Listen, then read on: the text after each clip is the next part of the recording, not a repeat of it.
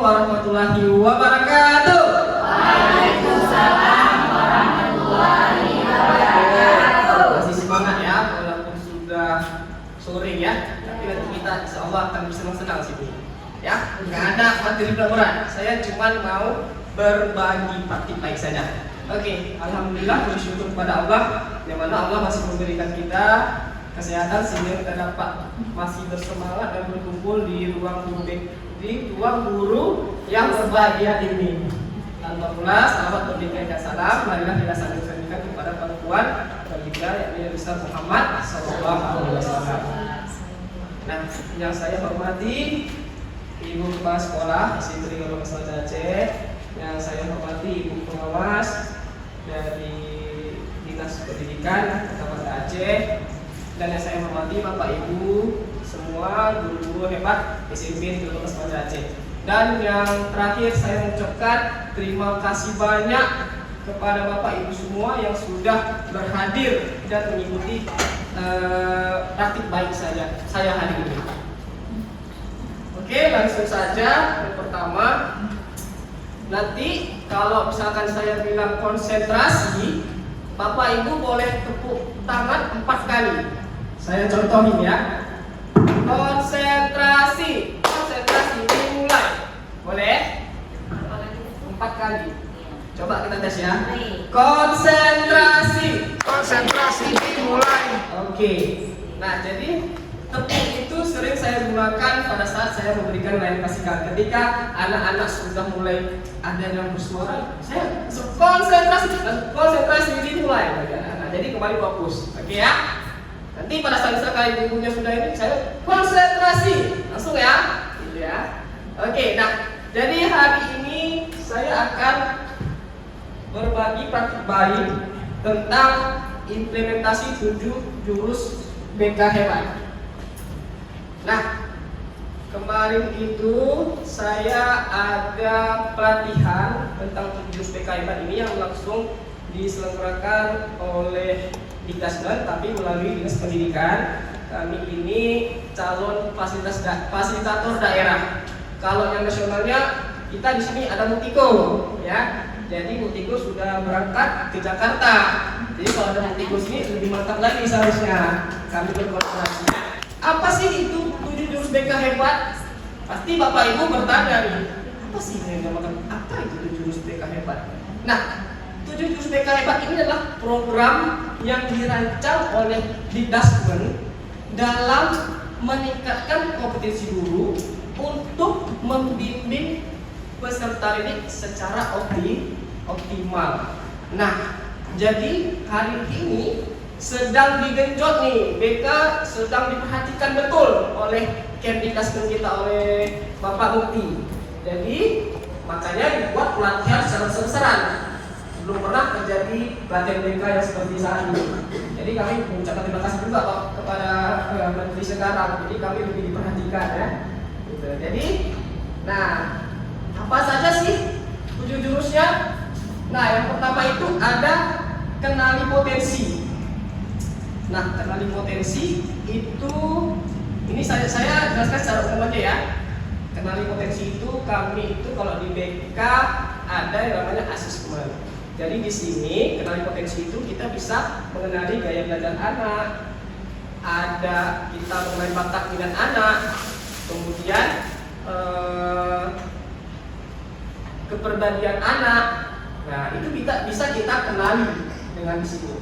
Nah, kemudian kalau dikelola emosi, jurus keduanya ini kelola emosi. Beremnya dikelola emosi ini adalah, pernah nggak Bapak Ibu dengar PSE? Ada ya, pasti ya, pembelajaran sosial emosional. Ada 5 komponen yang harus dimiliki oleh peserta didik. Yang pertama itu ada menyadari diri. Nah, menyadari diri itu dia kenal dengan emosinya. Nah, kalau yang keduanya mengenali. Tadi menyadari, sekarang memanajemen, mengelola. Dia bisa mampu untuk mengelola emosi yang setiap hari terjadi. Nah, itu pada saat kita juga bisa belajar untuk ini. Tapi nanti kalau mau belajar boleh di lain hari, karena ini saya cuma sekilas. Karena saya ada 2 jurus yang saya akan bagikan yang sudah saya laksanakan. Jadi saya memegang. Kalau yang ketiganya kemampuannya apa? Mengambil keputusan dan bertanggung jawab. Nah, kemudian yang keempat itu ada peduli sosial. Yang kelima itu setelah peduli kita menjaga. Setelah kita peduli, kita menjaga supaya terjalin hubungan yang sehat. Nah, gitu ya. Nah, jadi selanjutnya ada yang ketiga, tumbuhkan resiliensi. Ada yang tahu nggak resiliensi itu apa? Bapak Ibu, pernah dengar nggak kata resiliensi? Pernah, ya. Resiliensi itu adalah daya lenting. Iya. Jadi akhir-akhir ini yang kita lihat anak-anak kita bisa dibilang cemen lah. Sedikit aja udah galau, udah lemah. Beda dengan kita dulu ya kan, Bapak Ibu. Begitu kita dihadapkan dengan suatu masalah, kita tetap tegar. Tapi hari ini anak-anak kita begitu dihadapkan dengan persoalan, langsung lembek, langsung galau. Nah, inilah menteri kita peduli. Ternyata hari ini yang kita harapkan adalah generasi strawberry, cantik di luar, lembek di dalam. Lembek di dalam, ya. Nah itu. Nanti di sini yang dibahas apa ditumbuhkan di sini? Ternyata apa yang kita bahas hari pertama itu ada di sini. Nah itu apa? Bagaimana cara kita menumbuhkan growth mindset bagi anak-anak. Ya, itu. Kemudian yang di jurus keempat, jaga konsistensi. Nah, jaga konsistensi ini di sini kami kemarin itu membahas tentang paksaan versus kesadaran. Nah, bagaimana supaya anak-anak konsistensi dia melakukan sesuatu, yaitu apakah anak-anak karena terpaksa, karena ada ancaman terpaksa, apakah itu akan terus terjaga? Pasti tidak. Makanya kita harus menumbuhkan kesadaran. Kalau yang brandnya kalau di sini di jurus keempat nih ada burger. Nah, kalau kami dulu latihan ada burger. Lapis pertama tuh kita mengapresiasi apa yang sudah dilakukan anak. Yang di tengah itu kita mengkritik. Kemudian yang lapisan yang terakhir kita memberikan apresiasi lagi supaya hadir kesadaran itu. Nah, supaya mereka sadar ada 5 tombol ajaib. Nah, kalau Bapak Ibu penasaran 5 tombol ajaib itu kemarin kan ada juga di kelas saya mau ngomong cuma nanti ada waktunya kan. Nah, jadi ada 5 tombol supaya anak itu sadar. Kalau 5 tombol itu kita aktifkan, insya Allah anak-anak itu lebih berkesadaran. Nah, kemudian yang kelima, jalin koneksi. Kalau jalin koneksi ini lebih memang fokusnya ke diri kami, ke BK-nya. Ini lebih ke koneksi individual. Nah, seperti itu. Jadi kalau jalin koneksi, kalau apa? Jangan apa ya? Kalau masalah saya, jangan potong pembicaraan orang itu brandnya kok di jalin koneksi. Kemudian, nah, bangun kolaborasi. Bangun kolaborasi ini kami di situ membahas tentang tier masalah apa yang kita bisa kolaborasikan sesama guru wali kelas, guru mata pelajaran. Ternyata di situ ada persoalan-persoalan yang bisa diselesaikan dengan guru mapel saja. Ada tier 1, tier 2, dan tier 3. Kalau tier 3 itu kita sudah bisa ke alih tangan kasus seperti itu, udah bisa lanjut ke kemarin sudah kita juga ya ada anak yang kami udah alih tangan kasus sekali kita bawa ke psikolog psikiater. Nah seperti itu udah tier 3, artinya itu udah berat permasalahannya tentang kita mengecek IQ-nya apakah memang dia kategori rendah atau masih bisa kita perbaiki. Nah itu kita perlu hasilnya yang pasti. Kalau dugaan saja kan itu nggak pasti, jadi kita perlu hasilnya pasti dengan kita teskan lah di atas IQ. Itu seperti itu. Nah kalau menata situasi, nah ini bagaimana kita menciptakan situasi yang aman, nyaman, dan menggembirakan. Nah, itu tadi. Kalau di sini brandnya ada di sekolah kita mengata ancaman. Nah, ancaman sekolah ini apa sih potensi yang akan bisa terjadi? Kemudian ada rentan. Faktor-faktornya apa? Namun yang ketiga itu adalah bagaimana kita menambahkan kekuatan supaya tidak terjadi yang rentan dan ancaman. Tadi kita. Habis ya, yang 7 ya. Nah, jadi kemarin itu kami juga ada sambil pelatihan kami jadi buat konten juga, ada buat video sambil bernyanyi sambil berjoget ya seperti itu ya. Ini salah satu contohnya saya jadi modelnya gitu. Oke, jadi kita masuk ke tujuan. Sebenarnya tujuan jurus BK Hebat ini apa? Nah, tujuannya adalah menciptakan murid yang mandiri dan kuat di lingkungan yang sehat bersama guru-guru yang hebat. Nah, itu tujuan dari 7 jurus BK Hebat itu. Serta menciptakan lingkungan yang aman, nyaman, dan menyenangkan. Harapannya apa? Terjadinya transformasi ekosistem pendidikan baik dari guru maupun peserta didik sehingga menciptakan generasi yang hebat di masa yang akan datang. Itu harapan dari jurus BK Hebat ini. Nah, kemudian metode yang kami gunakan pada saat pelatihan itu ada metode ARKA. Mungkin sini agak berbeda dengan metode yang kita pelajari 2 hari yang lalu kan. Ini ARKA. Yang A pertama itu aktivitas. Jadi sebelum mulai materi kita memberikan aktivitas dulu. Mungkin nanti bisa kita coba sekali satu, boleh. Untuk kelola emosi boleh kita coba dulu ya.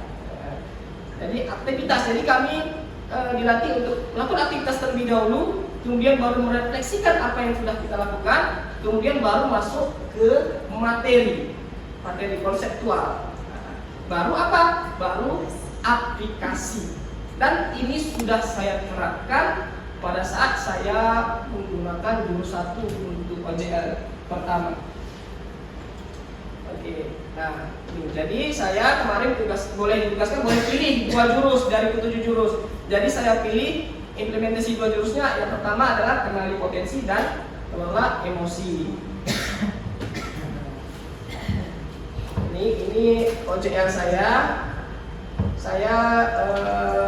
sasarannya di kelas 81 kemarin saya ambil sebagai contoh. Tapi semua kelas sudah saya terapkan juga. Jadi saya satu ambil contoh untuk kompetensi saya. Jadi yang lain, yang kelas lain juga, yang kelas 8 semua sudah saya berikan juga. Nah, alasan saya memilih jurus 1 kenali potensi ini adalah karena ini adalah fondasi utama kita dalam mengajar. Kalau kita kenal dengan potensi anak, maka kita akan lebih mudah mendekati anak itu. Maka kita akan lebih mudah mengembangkan potensi yang ada pada diri siswa.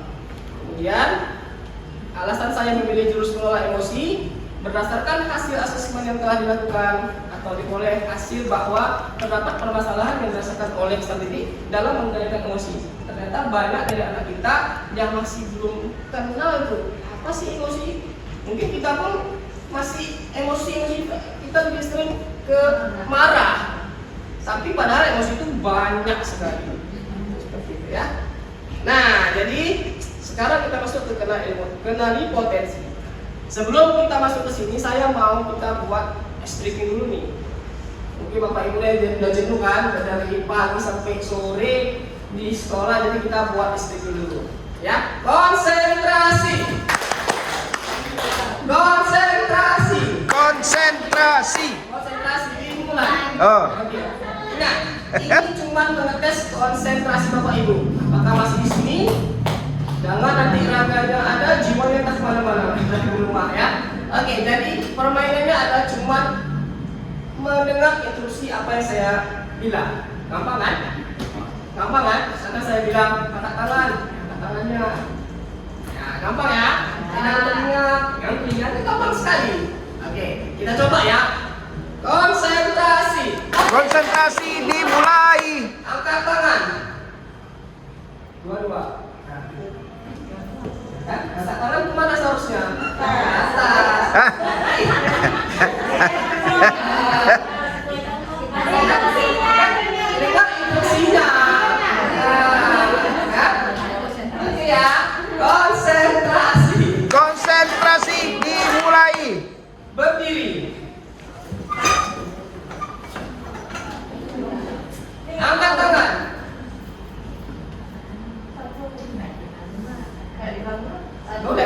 lupa. Nah, saya nggak bisa dua nih. Angkat tangan, pegang telinga, angkat tangan, stop. Stop. Pegang hidung. Pegang mulut. Duduk. Oke, masih konsentrasi nanti. Silakan tepuk tangan. Nah, jadi permainan ini tadi ada loh filosofinya. Nah, jadi nanti saya akan sampaikan filosofinya. Jadi layanan klasikal saya yang tadi kenali potensi, saya mengambil gaya belajar. Ternyata permainan tadi ada filosofinya. Nah, apa tadi gaya belajarnya? Ada 3: visual, auditory, dan kinestetik. Tadi pada saat saya bilang dengan instruksi saya gini, ada yang ngangkat ini. Artinya apa? Dia mendengarkan. Nah, auditory. Ternyata gaya belajar auditory ini mendengarkan. Tapi ada yang pada saat saya seperti ini, dia melihat contoh visual. Ada yang kinestetiknya udah gini lagi. Nah, itu filosofinya sebenarnya dari permainan tadi ya. Nah, jadi kelainan klasikalnya tadi saya pertama aktivitasnya adalah mengisi instrumen gaya belajar pada aplikasi Akupintar. Mungkin Bapak Ibu punya anak di rumah, boleh nih Akupintar websitenya, silahkan dibuka aja. Akupintar di situ ada tes kepribadian, tes karir, sama gaya belajar. Itu boleh.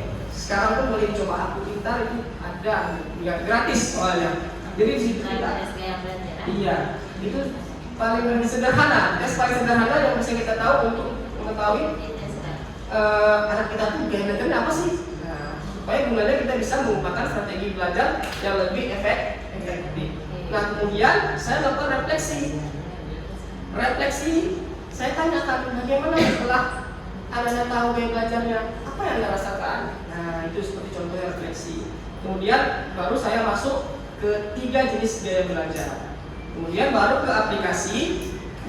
Saya menyuruh kemarin murid untuk membuat poster tentang strategi gaya belajar sesuai dengan gaya belajar masing-masing kelompok. Jadi supaya mereka lebih paham nih, seharusnya kalau aku yang auditory, aku harus melakukan ini untuk belajarku, ya. Nah, kemudian, ini tadi mengapa kita perlu mengenali gaya belajar itu? Itu tadi gunanya untuk memudahkan kita guru dalam merancang pembelajaran. Kita pakai metode apa media yang kita gunakan, itu berpengaruh sekali terhadap hasil yang kita dapatkan dari gaya belajar anak kita. Ini ada foto kegiatannya. Nah, ini saya suruh anak-anak bawa HP kemarin, suruh isi, kemudian saya memberikan materi, kemudian ada anak-anak presentasi terhadap tugas yang telah dibuat. Nah, lanjut ke kelola emosi. Kelola emosi ini mungkin untuk kita pribadi sangat berguna, Bapak.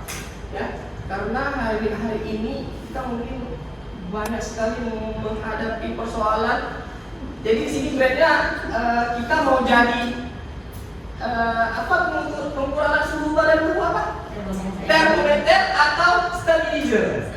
Nah, sekarang pilihan kita, apakah kita harus bereaksi dengan begitu kita dapat peristiwa, kita langsung bereaksi dengan emosi kita, atau kita mendinginkan dulu seperti kulkas. Nah, dinginkan diri, atau kita mau jadi termometer. Nah, itu pilihan pada kita.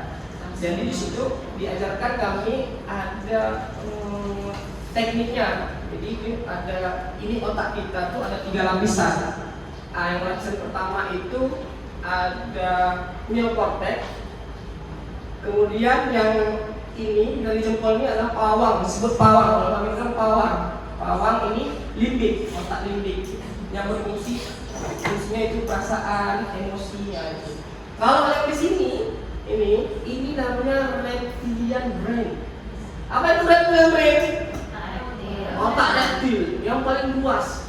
Ternyata semua kita ada dinosaurus dalam diri kita. Jadi kalau bapak ibu yang marah-marah, berarti dinosaurusnya udah bangun.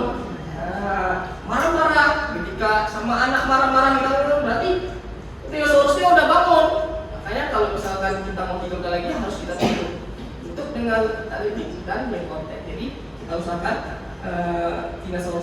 tidur balik. Kalau mau nanti ini kita boleh ke BK boleh kali. Kita latihan. Boleh. Nah, jadi ini saya sudah memberikan instrumen kepada anak-anak tentang kemampuan sosial emosional ini. Nah, bisa dilihat dari grafik untuk kelas 81.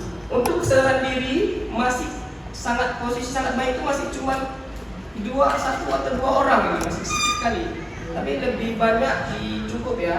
Nah, kita bisa lihat ada yang perlu perbaikan. Artinya apa?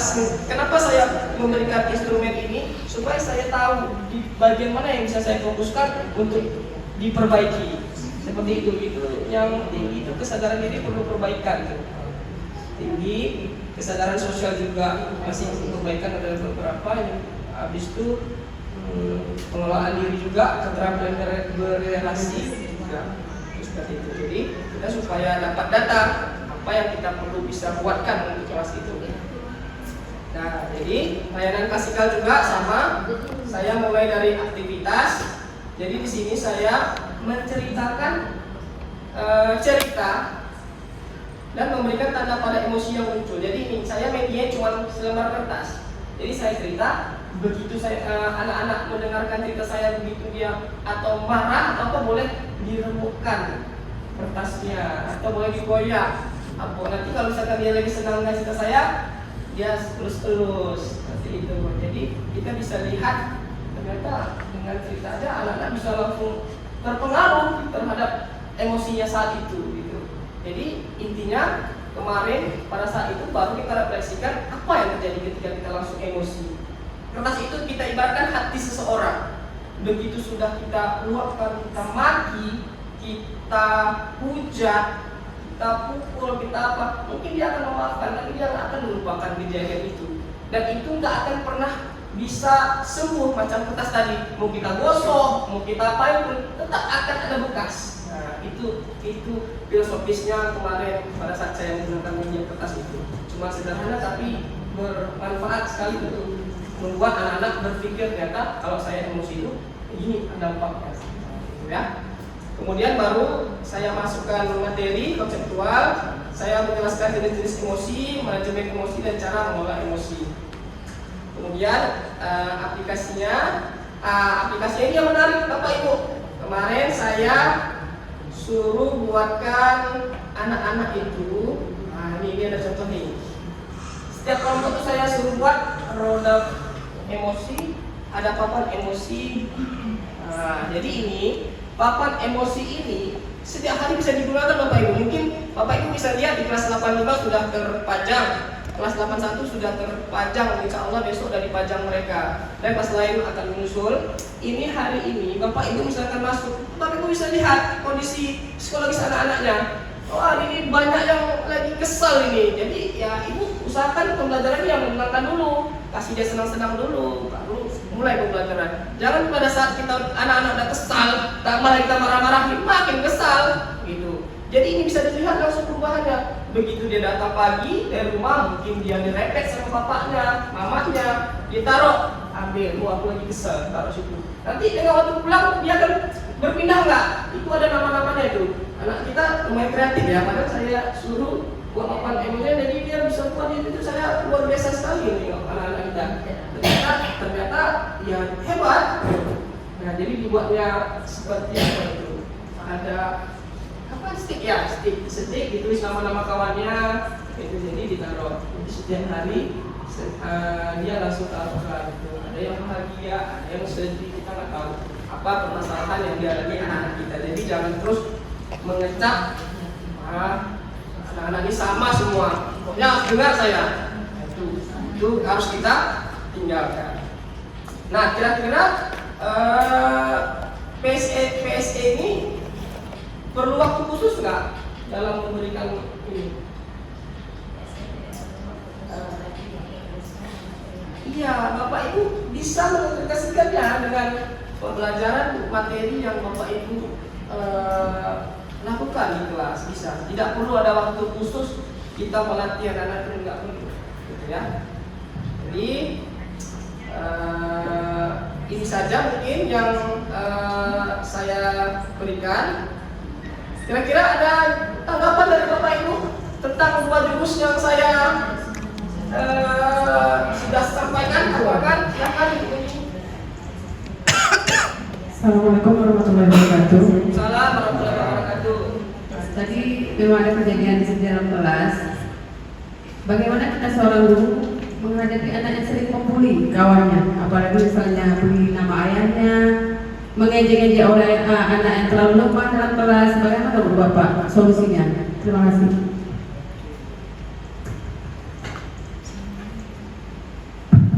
Terima kasih kepada Ibu Simah Beni yang sudah bertanya, sangat baik ya. Bagaimana cara kita mengatasi anak-anak yang membuli di kelas? Ini Bapak Ibu lain ada yang mau menjawab? Ini saya tadi jadi juga sama siswa juga ya. Boleh? Ada yang ingin jawab mungkin? Yang sudah pengalaman sebelum saya menyampaikan? Kemudian Budian, silakan Budian.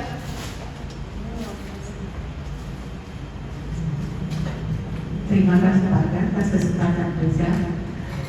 Kalau melihat dari yang ditanggapi oleh Bu Sima, paling tidak yang pertama kita seperti Pak Nanang tadi, kenali dulu anak itu, kenali potensi dia, kenali emosi dia dulu. Mungkin dari pengalaman kita belajar, setiap anak itu punya keunikan. Tapi kita pakai pendekatan pribadi kita dulu ke dia.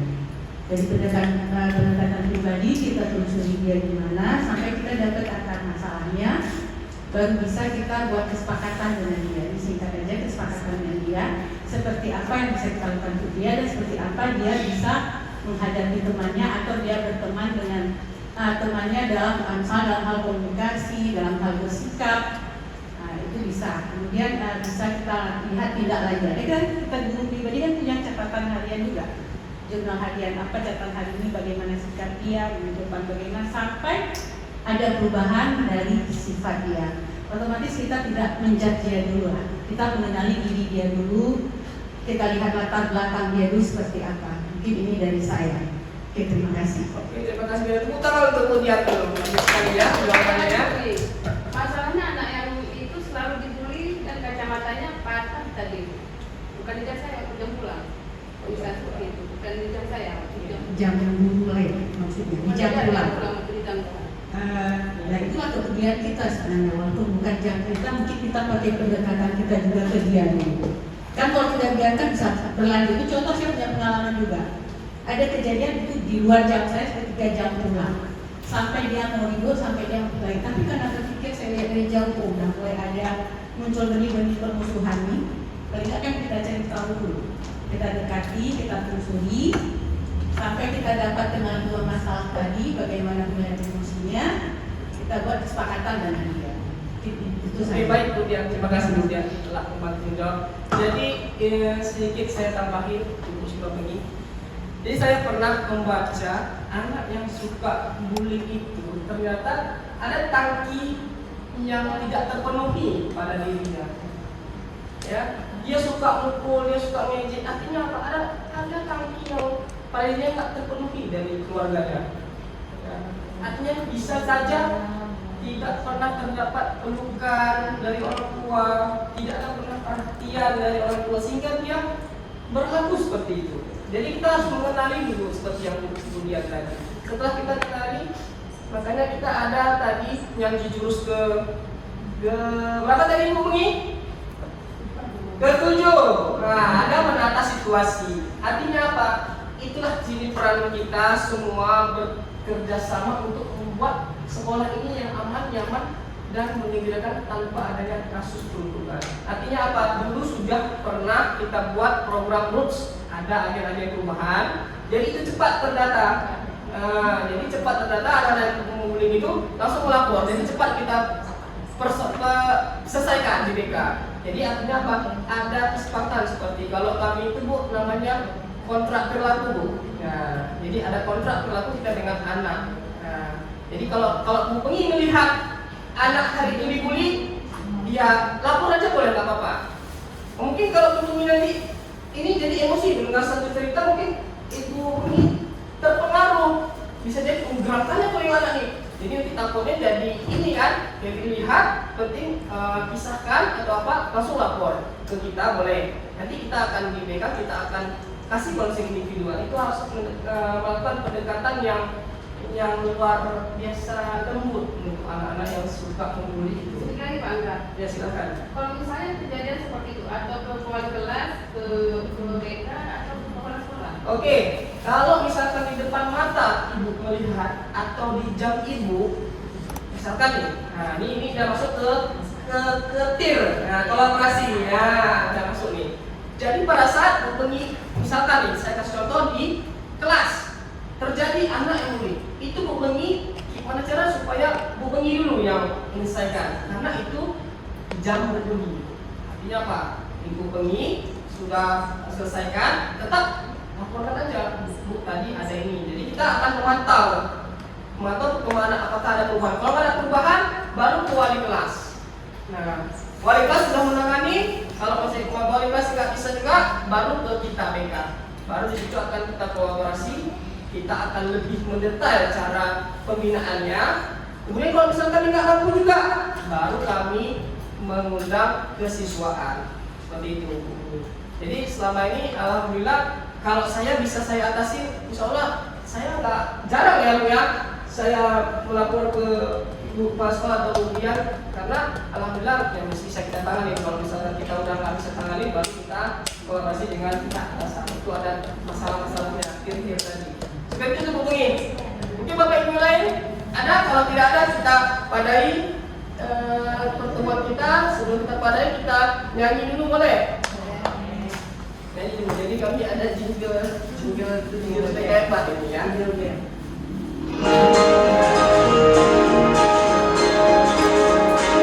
Ini kita nyanyi sama-sama boleh? Ada liriknya ya. Kalau visual nih senang dia nih. Ada lirik, ada auditori juga. Oke ya.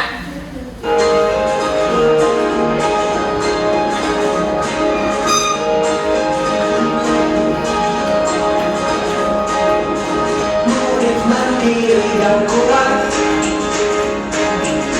tumbuh di lingkungan sehat,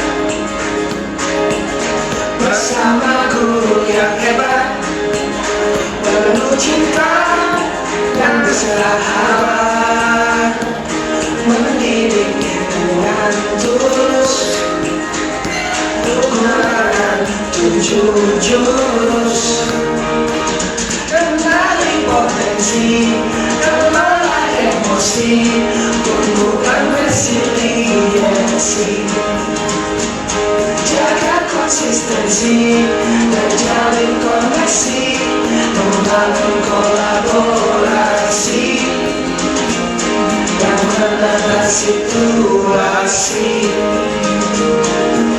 Ayo Bapak Ibu nyanyi boleh lah. Kita kerjakan kegiatan kita hari terakhir kan? Sekolah aman dan nyaman, dan juga menggembirakan,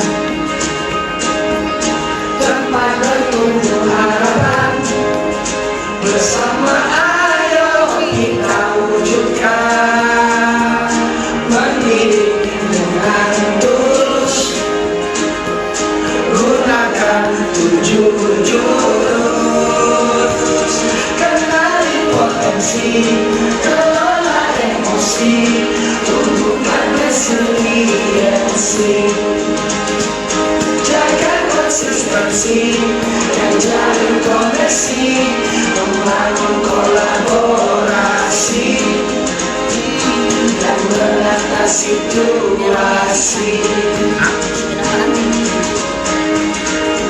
7 jurus beda hebat, bersamamu melangkah depan. 7 jurus beda hebat, 7 jurus yang akan ku ingat. Oke. Itulah yang lagu setiap hari kami dengar 3 hari. Tapi begitu dengar lagu ini memang muncul rasa semangat untuk berbuat maksimal untuk anak-anak, karena lagunya ini memang menarik sekali. Terharu kita gitu. Memang jago yang ciptakan ya.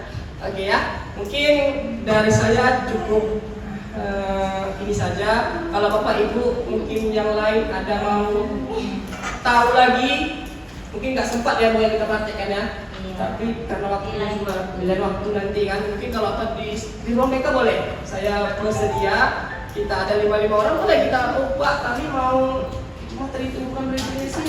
Kayaknya anak-anak saya pun perlu nih bagaimana menumbuhkan daya lenting untuk anak-anak kita. Boleh. Dengan senang hati. Pada saat saya jam kosong, saya bersedia. Kita tayangkan poin-poin, kita tayangkan fokus, kita 5 10 orang boleh. Ya, mungkin kesilapan hanya milik saya pribadi. Kesempurnaan hanya milik Allah. Yang terakhir saya mengucapkan banyak terima kasih kepada Bapak Ibu semua yang telah bersedia mengikuti kegiatan ini, terutama Kepala Sekolah Ibu Pengawas. Terima kasih Bu sudah mendampingi saya. Ini sangat luar biasa, langsung pengawas yang memperhatikan saya. Terima kasih, artinya Ibu Pengawas kita peduli terhadap kita semua ya. Tepuk tangan untuk pengawas dulu. Assalamualaikum warahmatullahi wabarakatuh. Waalaikumsalam warahmatullahi